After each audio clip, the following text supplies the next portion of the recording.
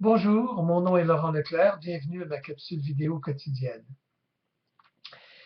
Dans la vidéo précédente, en réponse à une question d'une amie qui me demandait comment réagir par rapport à des personnes dépendantes, je vous ai indiqué ce qu'il fallait éviter de faire ou de dire.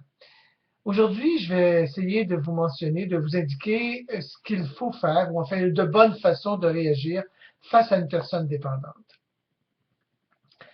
Alors, la première chose que je vous invite à faire, si je suis indépendant et ce que j'ai besoin de recevoir, c'est de me sentir aimé et de me sentir compris.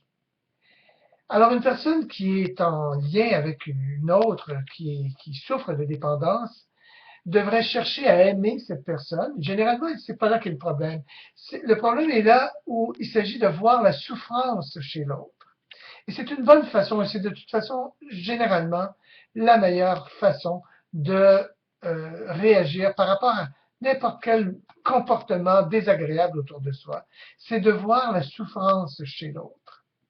Alors donc, quand je vois la personne dépendante qui souffre, quand je vois sa souffrance et que je comprends que ces réactions de dépendance sont justement dues à cette souffrance, qu'est-ce que ça va provoquer chez moi qui suis dépendant?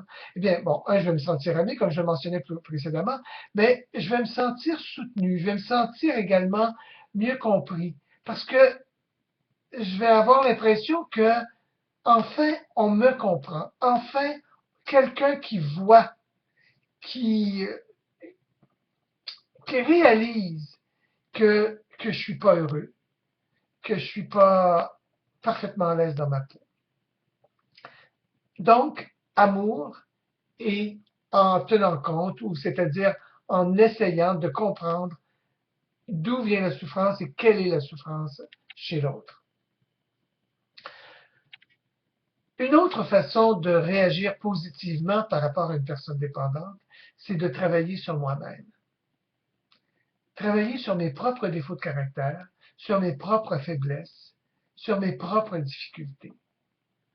En cherchant à m'améliorer, je vais créer un effet d'entraînement chez les autres qui va possiblement avoir un effet sur la personne dépendante. Enfin, c'est ce qu'on souhaite.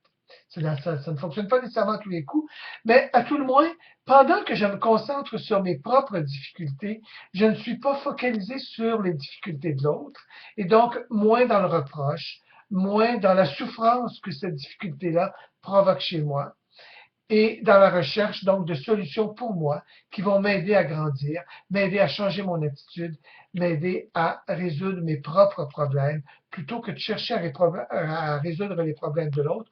On ne peut pas changer les autres. On ne peut que se changer soi, vous le savez. Donc, si je travaille à me changer moi, il y a de fortes chances que ça ait un effet d'entraînement.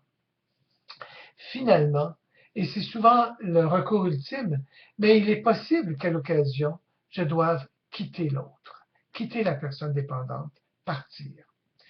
Et quand je parle de partir, il va falloir dire à l'autre pourquoi je pars, expliquer comment je me sens, qu'est-ce qui fait que j'en suis arrivé à ce point, et quitter. Pas menacer de quitter, parce que la menace de quitter à répétition ne va donner aucun résultat. Mais quitter. Comme je le mentionnais, c'est un recours ultime, mais parfois, il faut mieux quitter que de mourir soi-même. C'est une réaction de survie. Il s'agit là de sauver sa propre peau. Et parfois, le seul moyen de sauver sa peau, c'est tout simplement de s'éloigner de la personne dépendante, de partir, d'éviter qu'elle m'entraîne avec elle et de m'éviter de couler avec elle. Alors voilà, c'était les conseils que j'avais à vous donner par rapport à des personnes dépendantes. Je vous invite toujours à visiter mon blog, l'adresse apparaît sur cette vidéo. Je vous invite à aller voir ma page sur Facebook, la page ex-gay. Je vous invite à cliquer j'aime, ce qui me donne de la visibilité, ce qui va aider justement à m'aider, pardon, justement à aider d'autres personnes, à venir en aide à d'autres personnes, à des personnes qui souffrent. Je vous souhaite une excellente fin de journée. À la prochaine.